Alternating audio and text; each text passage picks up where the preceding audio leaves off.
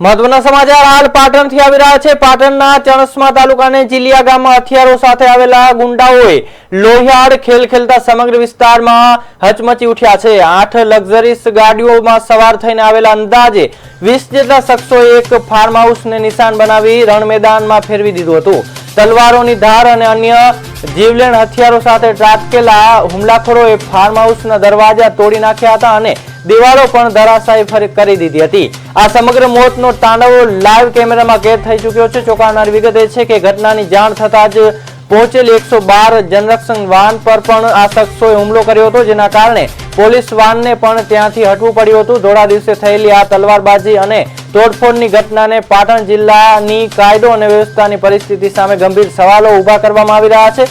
શું આ કોઈ મોટી ગેંગવોર છે કે કોઈ મોટું ષડયંત્ર છે, તે દિશામાં પોલીસ તપાસ શરૂ કરી છે। હાલમાં શાંત ગણાતા જીલિયા ગામમાં હથિયારોના ખખડાટથી ગ્રામજનોમાં ભારે ફફડાટ વ્યાપી ગયો છે।